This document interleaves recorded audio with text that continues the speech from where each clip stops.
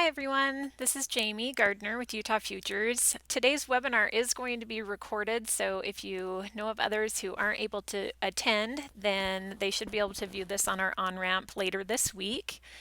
And also, we have Michelle Zai with us today. She is the Utah Futures Specialist, and she will be in the chat room. So I'm going to try to keep an eye on the chats, but Michelle will be responding to many of your questions that are popping up in the chat box because she's going to keep a better eye on that area of the webinar for me. So we thank Michelle for joining us today. Today for this webinar, we're going to try to cover account setup, how you'll set up accounts with your students, also how you can view reports from your end and how you as counselors can gain administrative access to the reporting side. And then we're going to jump over to the Utah Futures on-ramp and we're going to look at the counselor curriculum, and we'll walk through the tools on Utah Futures that you can use when doing using the counselor curriculum. It's by no means all of the features that are available on Utah Futures, so we're not going to be covering everything on Utah Futures today, but I'll try and at least show you the tools that you'll need in order to go through the lesson plans. So to get started, I am actually going to be logging in first on our test site, and this will give you a bit of an idea right away of what we're working on here at Utah Futures. We have a new web homepage design that will be launching here really soon, and this is what it looks like here, but I am going to be doing the reporting side of things from this website, so if you see this pop up, you're still in the right place. I just don't want to be sharing any live student data with you for this webinar, so I'm going to use this site a little bit as well. But to create an account, we're first going to UtahFutures.org, and we're going to click Create Account here on the right hand side. From here, if you don't have an account set up already, you can do this with us, and I'll try to show you the differences between a student account and an adult account as we go along. So you're going to just enter your first name and your last name, your email address. Your birth date isn't required, but a username and password is required. Now, one thing to know about the email address: the only way to retrieve your password if you forget it is through your email address. So when we're setting up accounts with students, we'll want to make sure that they're using an email address that they can actually access, and that they're going to remember year after year. That might be their school email address, that might be a personal email address, but that is how they will retrieve their password if they forget. Down here at the bottom, there's an important feature, and that's the grad year. This is how we determine if you are a student or if you are an adult. So students, obviously, we do not want them to have any administrative access or reporting access. So their accounts are going to be the 2016 to the 2022 accounts, just designating their graduation year. So your students will want to set up an account using one of these years here. You, as an admin or as a counselor, will want to set up an account that is a high school graduate or out of school. Now, there is going to be a minor difference between the two accounts when you're showing your students how to join their school. So it's kind of up to you. If you aren't interested in having any of the reporting system on the back end, you might want to select an actual graduation year. But if you do want those reports on the back end, then you'll want to select high school graduate or out of school. And I'll show you some of those differences once we jump into the account. So go ahead and create an account. I'm going to log in to my account here. Whoops, login would be helpful. So I'm going to log into my account, and I believe, yep, this account is a student account. So after you create an account with your students, in order for them to connect to your high school, they will need to select the school that they go to, the school that they attend. And to do so, they're going to click on Settings and then click on My School. So when they first create their account, this is the page they're going to see. You'll want to direct them to click on Settings and then My School. If they already have an account, when they log in, this should still be the page that they view first. So Settings and then My School, and then they're going to select the school that they are currently attending. This will only let them select one school at a time because they're only attached to the reports at one school at a time. Schools are listed in alphabetical order by school district. So you have to find your school district first and then find your school. If you are a charter school, for now, all of the charter schools are found under elementary. This will be changing, and we will be adding a link for charter schools, and all of the charter schools will be in there. So if you have adult or college students, then they would want to select the out of high school or graduated link as well. Really, the benefit of the student accounts is for the counselors on the other end so that they have admin access. And they have to request admin access. So we have adults that use our system all the time. The feature is available for them to request access as an administrator or a counselor. However, it has to be approved by us first. Students in general just don't even have access to request admin access or counselor account. Don't worry for now. So hopefully that answered the question in the chat room. For now, don't worry about this school approved button right here. They're going to click save, your students are, and this little button's going to pop up saying school approved. We're working on changing this a little bit because what this means is that their school hasn't verified that they are actually a student at the school. So it tricks students a little bit thinking that they did it wrong. They didn't do it wrong. They can click save. They're attached to their school. This will stay there until their school approves them. So that's all you need to know about setting up a student account. Pretty simple and easy. They will not be receiving emails from us after the initial welcome email. And we try, our hardest to make sure we're not spamming them with anything. So it will eventually be an opt-in system if they would like information from us, but currently nothing else comes to them besides their welcome letter.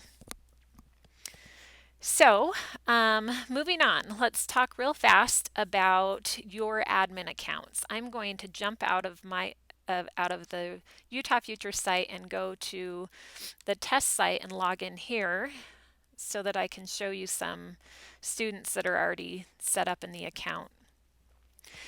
So as counselors, to connect to your high school, you have a similar process as the students had. You're going to click on Settings and then click on User Roles. Settings and then User Roles. If you have a Utah Futures account that's maybe been around for a little while, you may have set your account up as a student originally, and we'll have to go through a few steps in order to allow you to become a counselor or an administrator at your school. So you'll want to get with me or Michelle and find out how you do that. It's a pretty simple process, but I'm not going to cover it today. So from here, after you clicked on Settings and then User Roles, yours will probably look different than mine. These are the high schools that I am set up on our test system to be a counselor for. To request counselor or admin access, you're going to click on the Join as a School Counselor link.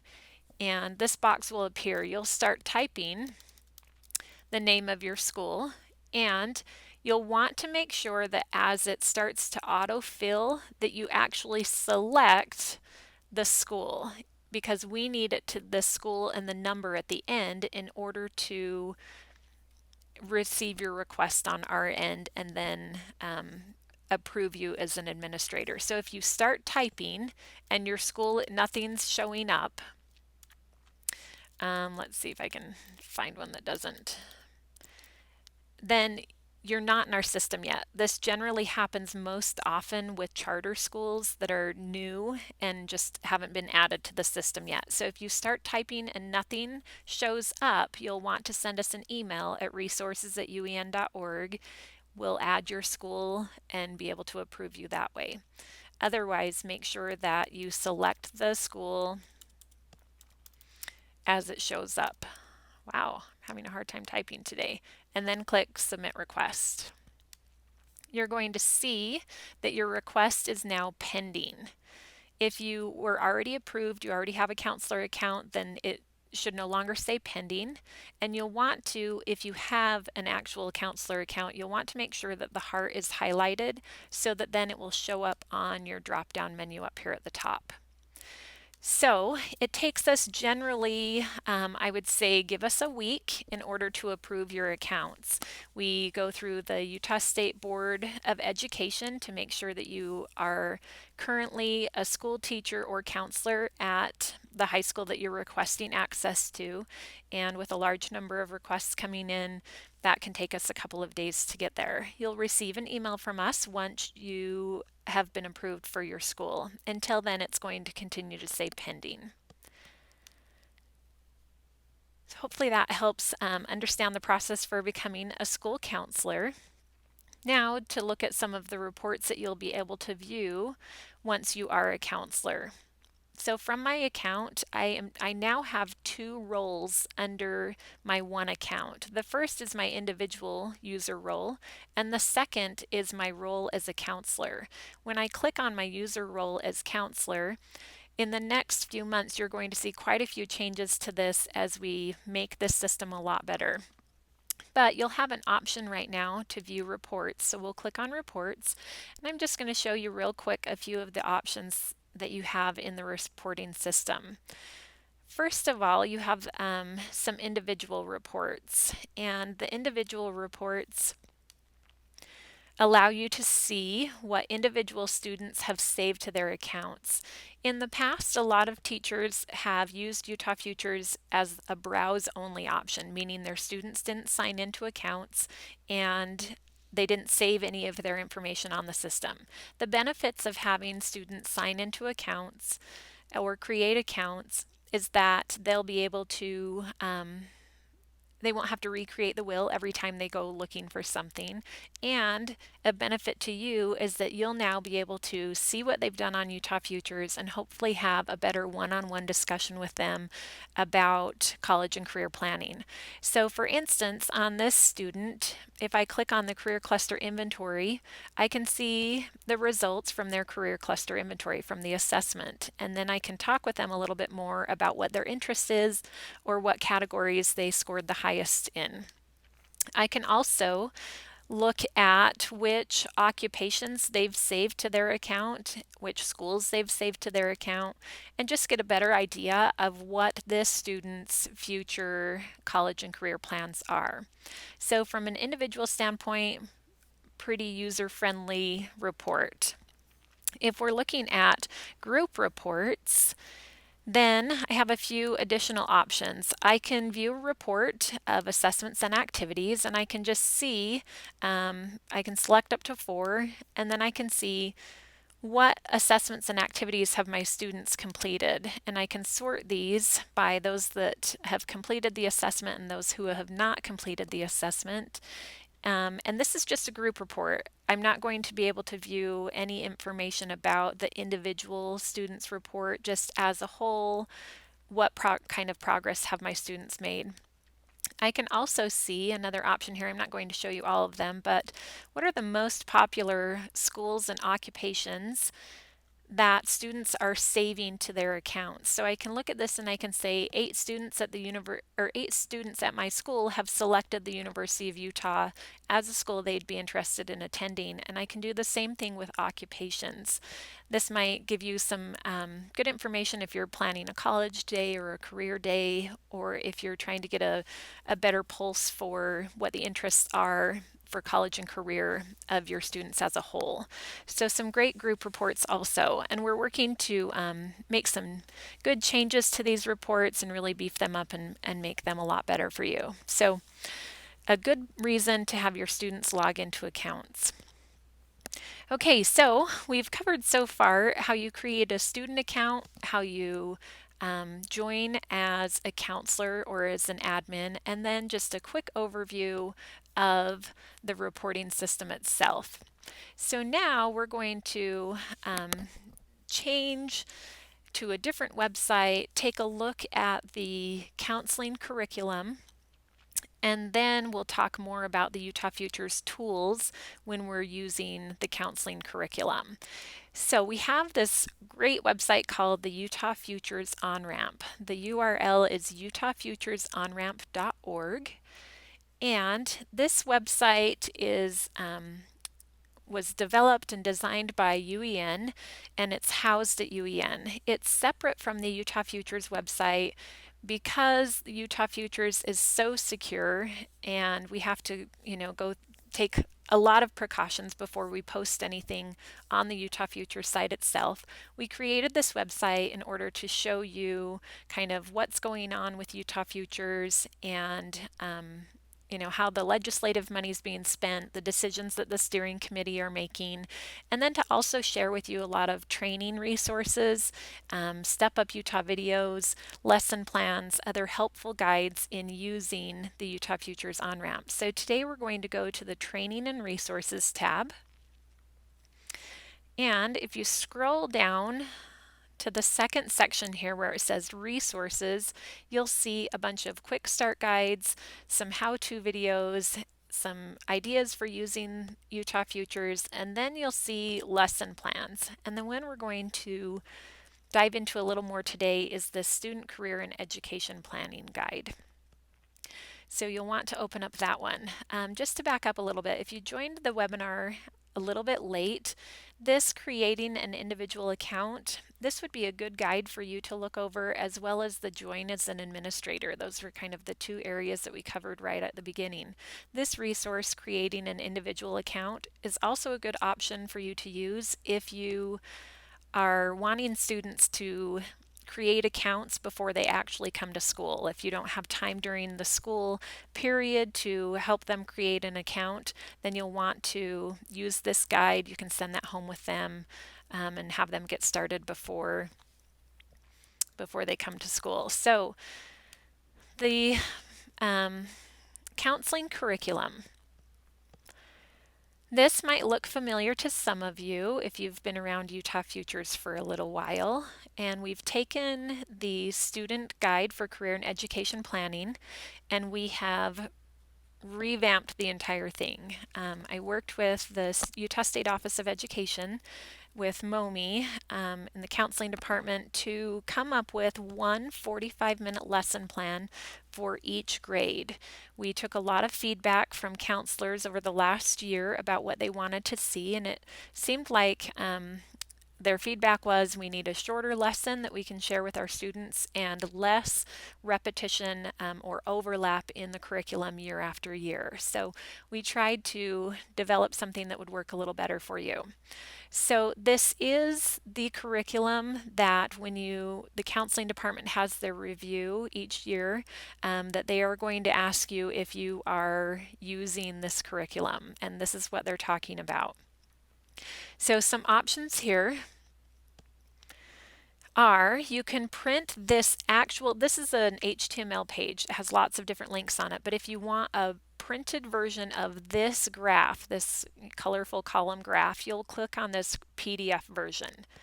If you want the originals of any of the lesson plans or the worksheets or the PowerPoints that are contained within each of these lessons, you can download all of the original files.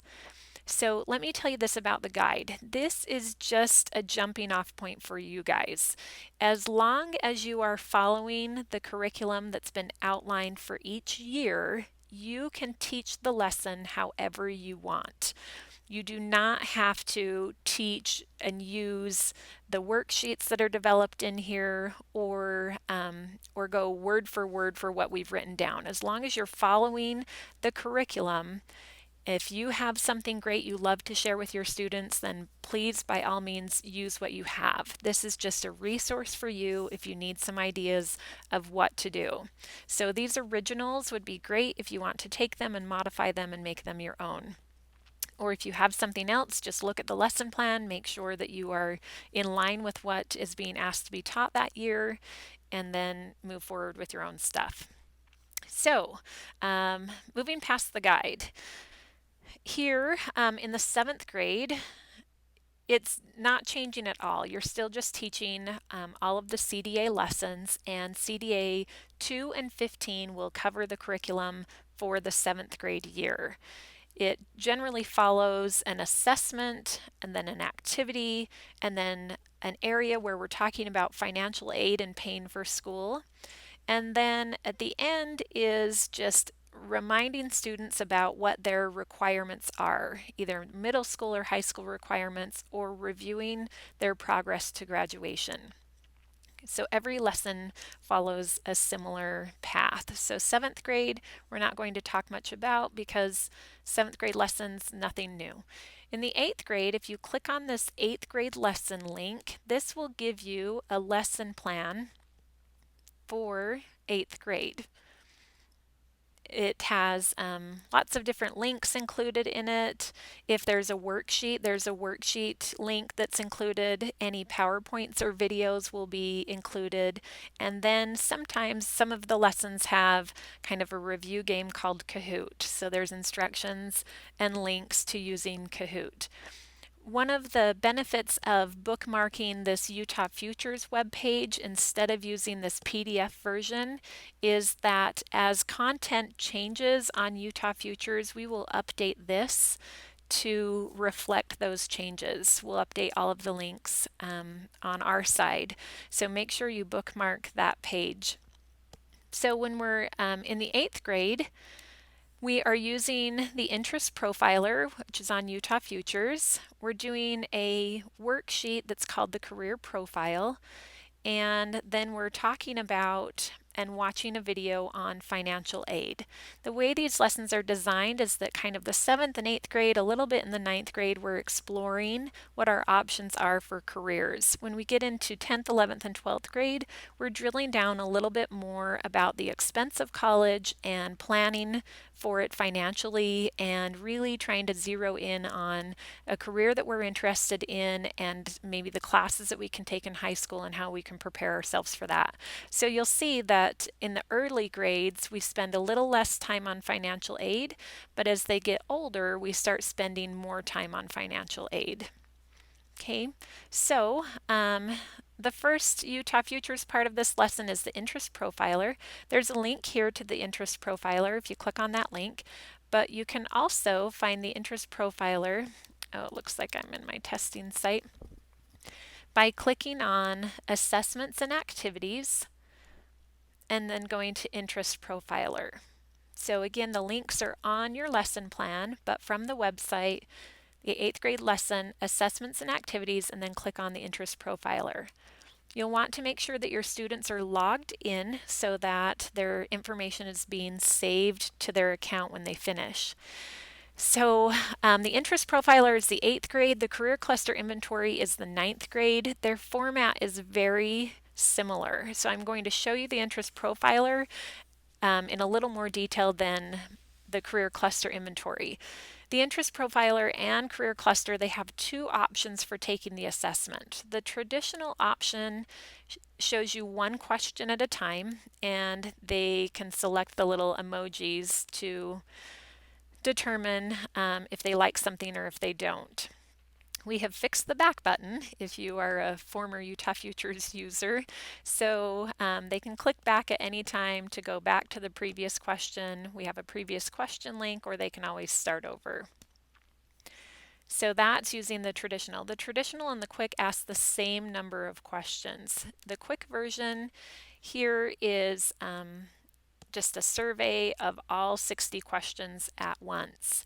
One thing you'll want to know in taking the survey style is that the view results button is not going to show up until they have answered every single question. It's putting a little check mark over here on the left as they answer, but if they get clear down at the bottom and they've answered everything and they're still not seeing the view results button, it's because they've missed answering one of the questions along the way. So they'll want to go back and make sure that they have a green check mark by all of them. So I have an interest profiler that's already saved, so I'm just going to jump to my account and show you what the results look like in the end. The interest profiler results are Holland codes, and it lists your area of interest based on the different Holland codes. At this point, when your students see their results, their assessment is not saved yet. It's saved to the exploration tracker, but it's not saved to their account. So you'll want to have them, even if they start exploring and looking at careers, they can always make it back to this page, to their results, and they can still answer the 2 questions, click finish and save. But I think it's best if you kind of have them save right from the beginning. So they'll answer the 2 questions, click finish, and then they're going to add additional comments if they would like, and then click save. At this point, now their assessment is saved to their timeline. So for you to know, you view all of this when you view their report. You are never going to see their own personal comments and reflections. This is just for them. They can view this under their timeline, but you cannot. So, take the assessment, answer the questions, click on finish, write some comments, and then click save. Now the assessment's saved to their account. From here, for them to start exploring careers a little bit, I would suggest they look at one of their top 2 highest rated categories. They can read a little bit about what category they fell into, and then they can start researching some careers. So from the career pages, looks like they have 76 matching occupations this time around, and we can select a career. I'm going to go with, let's say, biologist today. If I click on the name of the career, then I can learn a little bit more about what a biologist does. So at a glance, I can see what a biologist does, what wages they make, and then a little bit more information about being a biologist. I can also view related occupations, and I can compare these occupations to biologists as well. There's also information under here about skills and ability, education, etc. So, as you'll notice, under the biologist heading, there's this gray star right here. If you click on this gray star, you're adding it to your account. This is how students are going to favorite different occupations and schools and save them to their account, is by clicking on the gray star. So when the gray star turns yellow, now it's added to your account. One place from here that students can go that may be of interest is under the Education tab. If you click on Education, then you can see an alphabetical list of programs that a student may want to study if they are interested in becoming a biologist. This is only an alphabetical list. Students need to, and they might need your help in determining which of these programs is the best one for me. For instance, if I'm really interested in being a marine biologist, I might want to study marine biology instead of biochemistry. So you'll want to help them kind of hash out which is the better major for them moving forward. But if I click on biochemistry, this is going to take me to the Programs of Study page for biochemistry. Again, I can click on the link and add this to my account. But under this page, I can learn more about the program that I would study in college in biochemistry, look at what the typical coursework is, things that I would need to know, and then I can view which colleges and universities in Utah or across the United States offers a program in biochemistry. Now you have to remember this, the list here is showing colleges in Utah that have a degree in biochemistry. Other colleges may offer classes in biochemistry, but these schools here actually have some kind of a degree in biochemistry. Okay, So that's a little bit about the interest profiler, and then maybe where you could take your students in using the interest profiler. The last step here would maybe be to click on the university itself that you're interested in attending. You can, again, this one's already added to my account, but I could add it to my account, and then I could look at and see, what's the cost, or how difficult is it to get into the University of Utah? What's the cost of attending the University of Utah? What other programs do they offer? And a little bit more about attending the U. So that would kind of be the full process of assessment to a career to a program of study, and then finding out which colleges offer that program. Okay, so your 8th grade lesson using the interest profiler doesn't ask you to go quite that far. It's asking you to take the interest profiler and then have the students do this career profile worksheet. There's some discussion questions involved also, but this worksheet here is designed to be printed. You can modify it however you would like. It's very basic, but what we're doing here is just helping the students get to know them and maybe what their interests are and how those interests can turn into careers. So what their strengths are, their interests, their weaknesses, what their top 2 categories were in using that interest profiler. They can draw a picture of themselves in the middle, and then what are 3 careers that interest them, some words that describe them, and then some goals. So just a lot of reflection and kind of assessment of who they are and what their interests are. So the last bit in the 8th grade lesson is watching a video from Step Up Utah, which are the from Utah System of Higher Education. It's called Paying for College. And this link is going to take you to the YouTube video. If your school does not allow YouTube videos, then you have another option for finding this on the Utah Futures on-ramp. So back to this training page on the Utah Futures on-ramp. We're on the Utah Futures on-ramp, then under Training and Resources. If you scroll down here to the bottom of our page, then you will see a link to all of the Step Up Utah videos. And all of the videos that were used in your lesson plans, they are found here on this page as well. Okay, so you can always get the videos from our page if for some reason you can't get them from YouTube. Then the last thing with this lesson after watching the video is playing a game, a Kahoot game. If you don't have Kahoot, here's instructions on how to play Kahoot, how to set up your own account, and then I have created questions that go along with the video, review questions. So here are the questions that are in the Kahoot. If you don't want to play the game, you don't have to. Students usually really like Kahoot, and it's pretty easy for you to administer. I've included an exit ticket in every lesson. Just an idea of if you want feedback from your students, then you can use an exit ticket. Michelle and I were just at Olympus High School yesterday, and they have created their own exit ticket that is a doodle poll or a doodle form on their website. So that might be an option for you as well to collect information from your students as you're meeting with them. Okay, so, oops, we don't want to do that. We want this one. So that's the 8th grade lesson. Last thing in the 8th grade lesson, make sure that we review what the high school graduation requirements are, helping them to prepare for that 9th grade year.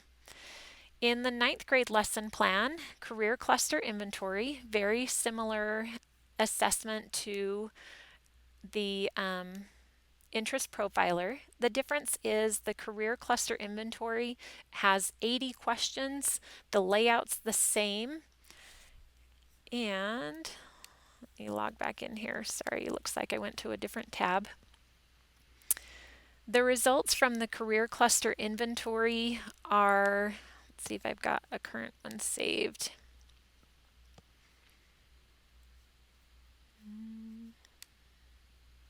Okay, the results from the career cluster inventory are the career cluster groups. So the interest profiler, the results are the Holland codes. The career cluster, these are going to be different career groups. The idea is still the same. They're going to answer the 2 questions, click on finish, and add their comments to save it to their account. In the 9th grade, instead of doing the career profile worksheet and watching the video, in the 9th grade, their lesson is going to be digging in a little bit more and doing a little more research on different colleges. And then you have a PowerPoint presentation for their financial aid. So in the 9th grade, they're going to take the assessment, they're going to determine what their 3 top result groups are, they're going to research some occupations, and then they're going to choose a favorite occupation. So they choose their favorite occupation, they're going to learn a little bit more about the occupation, and then they're going to start that process that we talked about of going from their occupation to their program of study, which is found under the Education tab, to what school offers their program of study, and then how difficult is it to be accepted into this college, and learning a little bit more about getting into college. So they take the full path from the assessment to the career to the program of study and then on to the college, whereas the 8th grade, they take the assessment, they look at some careers, and then they start to reflect a little more. 9th grade, we start taking them a little bit further into the process. From there, after completing the worksheet, if you choose to do so, then there's some discussion questions. As I've mentioned, there's always discussion questions that are built in and some ideas on maybe how you want to do the discussion.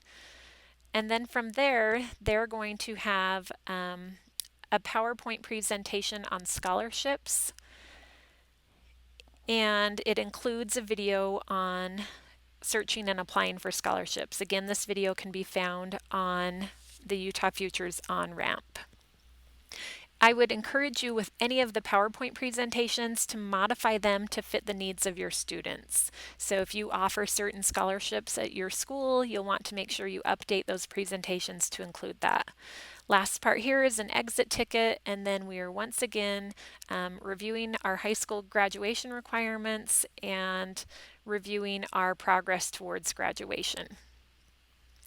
Okay, so moving on to the 10th grade. In the 10th grade, we give you the option of doing the work importance locator if you want. It's optional, it's not required, you don't have to take it, but if you have additional time, you might want to take the work importance locator.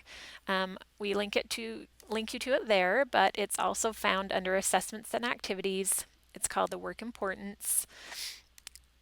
I would suggest that you use the traditional only for this reason. On this assessment, students can only place 4 cards per category. So they really are having to make some decisions about what is most important and what is least important. So they'll drag and drop what is important to them in the workplace. Is it important to them that they make use of their abilities? Is it important to them that they would be treated fairly?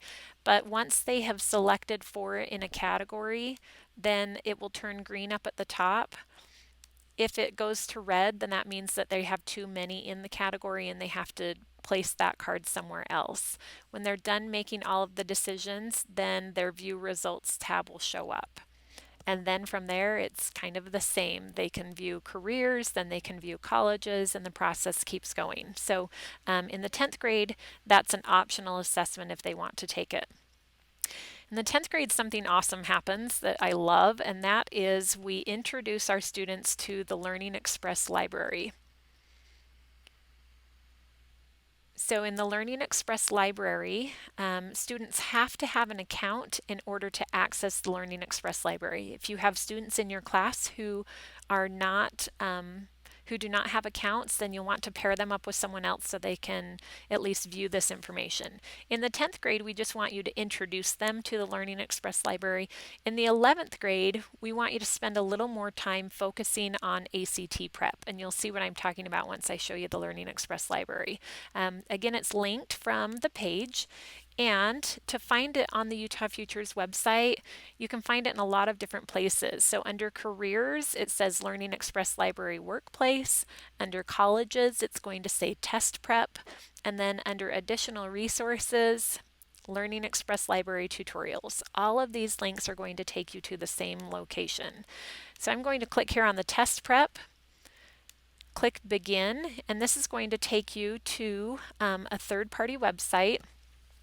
We purchased the rights in order to use this, and it's got some really cool stuff on here. So just so you know, when your students, they'll have an account on Learning Express Library where their tests will be saved as they take them, but they cannot log in directly to Learning Express Library by just typing in the URL. They have to go through the Utah Futures site in order to get logged into their account here on Learning Express Library. So some cool features in here to share with you. The first that I think is awesome, and it's the one that you're going to share in 11th grade or focus more on in 11th grade, still good to share in 10th grade, is the College Prep Center. This is where you will find your ACT, your SAT, and your AP exam prep. The state of Utah, and it seems to be changing often, but as far as I know, the state of Utah did not relicense for an entire state license with Shmoop, which is a website that a lot of schools were using for ACT prep. I know that some districts individually have licensed with Shmoop, but this is a resource that you can use for free through Utah Futures for any of your ACT prep, AP prep, lots of core class curriculum is in here as well. If you have government teachers, I believe now all seniors have to take the U.S. citizenship test. There's a practice exam for that in here as well. So to give you an idea of what this looks like, this ACT prep tutorial just talks about what the ACT is. And then under each category, there are 4 practice exams. They're each 75 questions. When you click on launch, the students are going to have 3 different options as to how they take this test. They can take an actual simulation where it's going to time them and the test will stop when the time is up, just like the actual test. They can take a practice exam where they'll see the answer explanations at the end of the test. The test is timed on this practice exam, or they can take a learner option, and this is where they're going to view the answer after each one, after each question, and it is not timed. The learner is not. So great options for your students for free in doing some ACT prep. And as I mentioned, under some of these other centers, under the school center, there's information for elementary, middle school, and high school on your core subjects: English, math, science, social studies. So if you need additional help, this could also be a resource for practicing for the SAGE exam. Lots of math help, and they're also included in most of these are going to be ebooks. This might be a resource for you or for your teachers to use in their lesson planning. There are, in the College Center, there's an AccuPlacer test prep exam as well, and then there are some resources in Spanish. So in the 10th grade, we want you to introduce this to the students, let them know it's available to them, maybe show them a few of the different areas that would be beneficial for your own school. And then in the 11th grade, we really want you to hit home with this College Prep Center with prepping for the ACT exam in the 11th grade, those resources that I shared with you. So let's see, here on the 10th grade lesson, we introduced Learning Express Library. And then this is a worksheet called The Cost of 1, 2, 4, or More. We're trying to introduce our students more and more to the idea of a 1-year education, 2, 4, or more.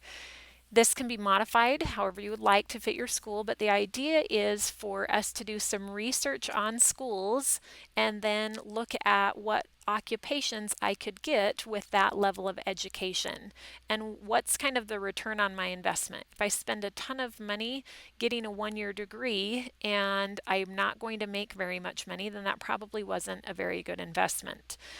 This graph up here will help you with this worksheet if you don't have time for them to look up careers that they could get with each level of training.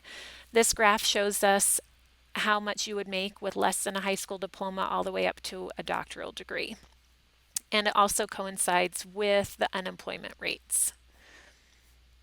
From this step, we're going to again review financial aid, looking more at FAFSA, grants, scholarships, work study, and then there is a paying for college pie chart that goes along with this. This might be an activity that you do as a group where you can show the students, visually, how am I going to pay for college?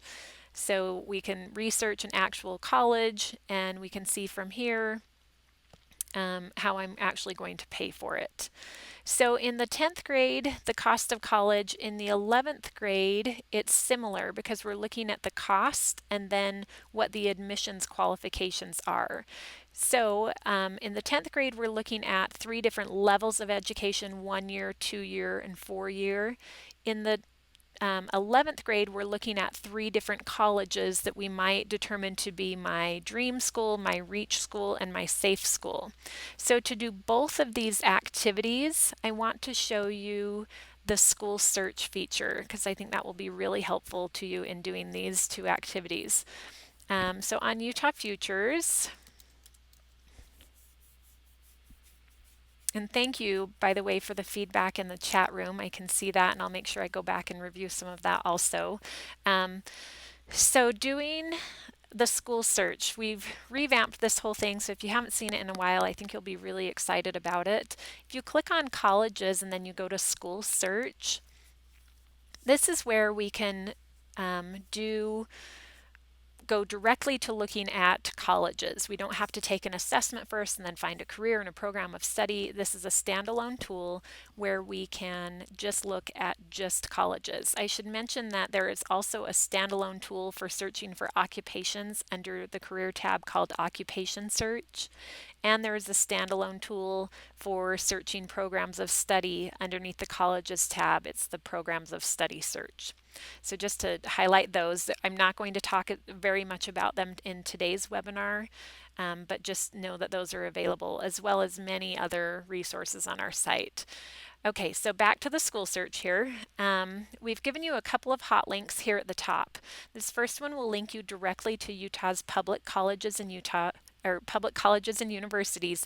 These are only the public colleges. This is not going to give you BYU or Westminster. These are only the public schools. It won't give you for-profit either.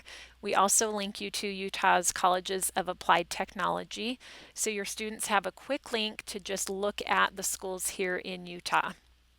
If I'm going to clear my search criteria here, if you want to possibly have students look at colleges in Utah and another state, they're considering going out of state. If we click on the state filter, we now get this cool little map.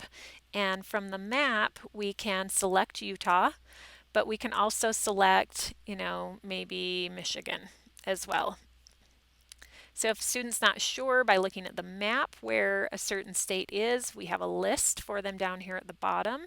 And you can also choose to select an entire region of the country and do research on schools in that entire region. So right now I have Utah and Michigan selected. You can select up to 9 states. I'm going to click search, and here pulls up a list of all of the public, private, for-profit, nonprofit schools in Utah and Michigan. And you'll see quite an extensive list here. It looks like 171 options. So from here, maybe I want to filter this by admissions. How difficult is it for me to get into this school? So maybe I'm really smart and I'm looking for one that's pretty hard to get into. So we're going to click very difficult, and now it's going to filter it down. And it looks like now we're down to 5 schools. So I can use all of these filters over here to filter my schools. I'm going to take off the very difficult one, and I'm going to look now instead at different programs of study. So I'm going into a little bit more detail with this tool just so you can see it, and then I'll relate it back to using it in your lesson plan. But this programs of study was added just recently. If you click on the programs of study tab, now you're going to see a list of every program of study available, and I can click on this little plus button. It will show me, maybe I'm interested in getting a degree in accounting, but maybe I just want a general business degree. So I'm going to look for schools that have either accounting or just a general business degree. If I want to take one of these off, I just click on it and it's going to go away. And now I'm filtering colleges in Utah and Michigan that offer an accounting program. And now I've got a little better list here. 33 schools. So from here, I can also compare schools. So I could start at the very beginning. I could just type in, or search Utah's public colleges and universities or type in some school names, and I can start comparing schools side by side. So I'm going to click on BYU. I'm going to select BYU, and it adds it to my compare list up here at the top. I'm going to click on Dixie, and then I'm going to click on Grand Valley State University. I'm not sure, don't know much about it, but I know they offer an accounting program. And then I'm going to click Compare. And now I can see 3 colleges side by side. So in the 10th grade lesson, the way I could use this is that I could have my students select a 1-year school, a 2-year school, and a 4-year school. And then I could have them do the worksheet that way, and I could see just at a glance what are their admissions requirements and what are their costs. And of the programs of study, I could look at programs of study. If I click on one of their programs of study, I can choose any of them. We already filtered it, but I could choose any program of study here and see what kind of a degree they offer, if any degree, in that area. And I can also from here put the little star to save these to my account. And then I'll have all of these colleges saved to my account. So in the 10th grade, you could use this a 1-year, a 2-year, and a 4-year. In the 11th grade, you could say, okay, I'm interested in studying accounting. Here are 3 of my options. Of these 3 options, which school is my dream school? I'm dying to go here, which is kind of a reach. I might be able to get in, I'm not really sure. And then which one is my safe school? This is my school where I really think, that I have the grades and the ACT score in order to get into this. So the school search and compare option will really help you out in doing the 10th and 11th grade lessons the way that they're designed that we've given you.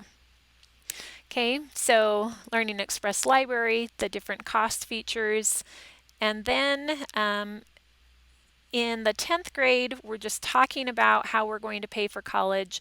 In the 11th grade, we're going to go a little bit deeper in paying for college. We're going to have them look into the FAFSA forecaster and start looking around for scholarships as well. So we're taking the ideas from the 10th grade and going a little bit deeper in the 11th grade. Here's the thought for you for using the FAFSA forecaster with your students in the 11th grade. We do link you there from our website. So if you click on from Utah Futures Colleges and then the FAFSA forecaster will take you directly to the FAFSA forecaster. The problem with doing the FAFSA forecaster with students is that they don't always know how much money their parents make. So you can have them do an occupation search. So if we know mom or dad is a chef, we could click on careers and then occupation search. And then we could type in, what their career is. And this will give you a ballpark figure of maybe what mom and dad actually make.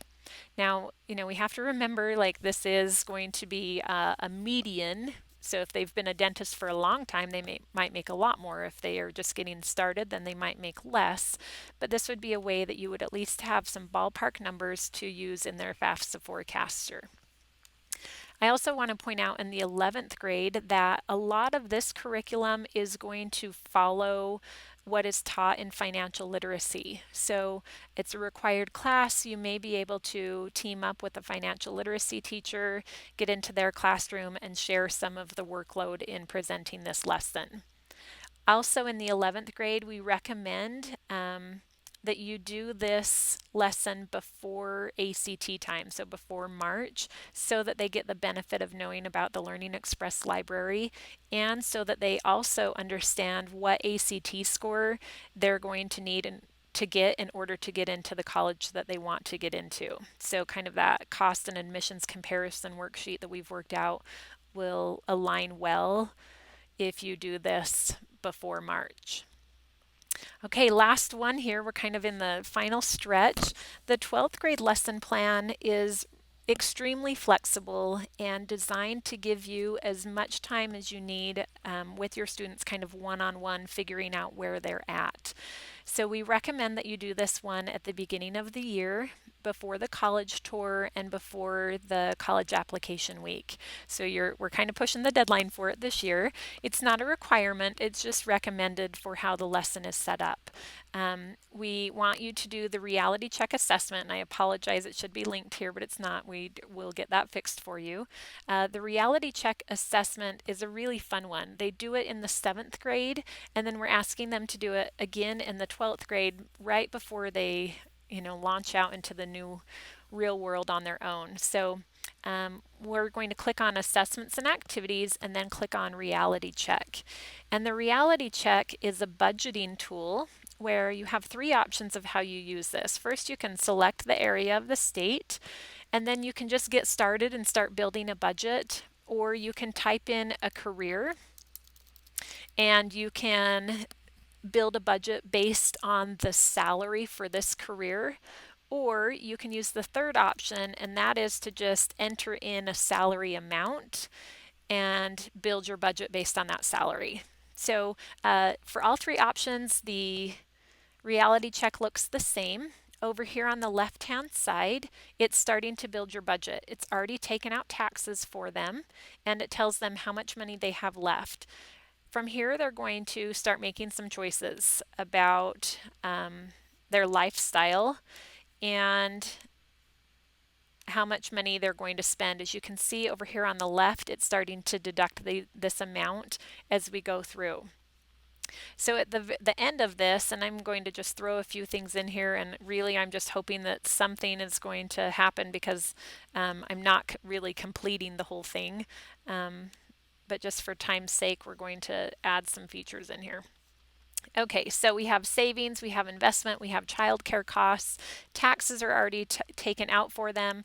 I'm going to click on review budget. Here's a printable budget that you could print out and give to your students, kind of help them get started. And then down here at the bottom, we can finish it and save it, but I can also view matching occupations. So this is a cool feature. We're going to view matching occupations, and what this tells me is it pulls in careers that are either $10,000 higher or lower than the annual salary that I chose, which was $45,000. So it gives us kind of a $20,000 range of careers that I might be interested in. And then from here, once again, process works the same. We can click on a career and we can start learning more about it, saving it to our workspace, etc. Okay, so cool feature. Something else to know about the reality check is that it's now an app also. So if your students want to download it on their phones, they can download it on Android or iOS, so it can be used outside of the classroom. However, it is not connected to their UtahFutures account. The mobile app is a standalone. So if students take the reality check on their mobile app, it's not going to save it to their reality check account, or sorry, to their UtahFutures account. It's just saving it to their mobile device. Saved on their mobile device, not saved on their UtahFutures account. But nonetheless, it's a great tool, and the user interface is really great on the reality check mobile app. So we're taking the reality check first in the 12th grade, and then from here we just give you some checklists. The first one is the college tour worksheet. Help your students prepare for the college tour. Here's some sample questions that they might want to ask when they're visiting each college, and they can choose one of these questions or they can ask their own. This way they're armed with 5 or 6 questions that they can ask each college, and we can talk to them about which colleges are going to be there, which colleges they want to visit. They can use the programs of study search so that they can say, hey, I'm interested in art. So which colleges in Utah offer an art program? Well, I can do some searching and I can find out. This is going to take you through that same process as the other ones did, where now I can look at Utah colleges and universities and see which ones offer the program I'm interested in. So that's going to give them some better direction on which colleges to actually visit when they come to your school.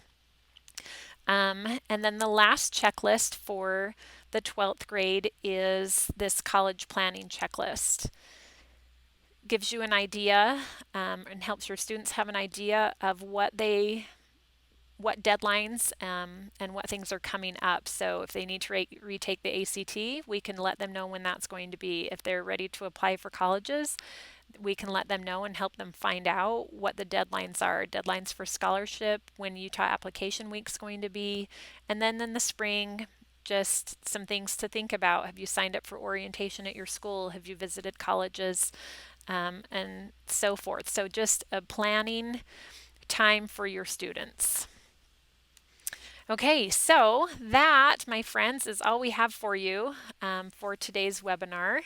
And I'm going to jump on over to the chat box so I can see it a little bit better. I do see and try to answer some of these. I know that Michelle has answered some of them as well, but the planning guide, I see having the lesson plans open into a separate window. That is a great suggestion. We've got some changes we need to make to it already, and so we'll make that happen for you. Great suggestion. Good idea. You want to have the planning guide open while you're looking at each link. So we can work on that for you and hopefully make it a little bit easier for you that way. Does anyone else have any other questions about using the planning guide or any of the tools on Utah Futures? I'll give you a few minutes if you're typing there.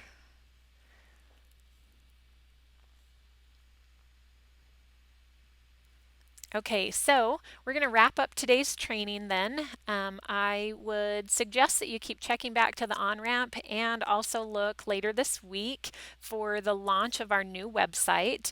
When the new website launches, this toolbar at the top is not going to change. So everything that we talked about today, it's still going to be found in the same spot. Just will have a cleaner and nicer look and feel and hopefully be a little more user-friendly for your students. Yeah, and if you have any questions, let's throw this back up here for you. If you have any questions, then you can contact me or Michelle, and we will help you out. If you decide that maybe you want a training at your school or you have some kind of event coming up and you would like us to join you, then please get in contact with us. I will show you here on the on-ramp. I missed this part, but up here on the training page, there's a request a training link, and there's also a feedback form. So if you have any feedback on today's training or on Utah Futures in general, then you can click on that link and give us some feedback. It's the only way that Utah Futures gets better is if we know what you all need. So thanks for joining today, and you guys have a great day.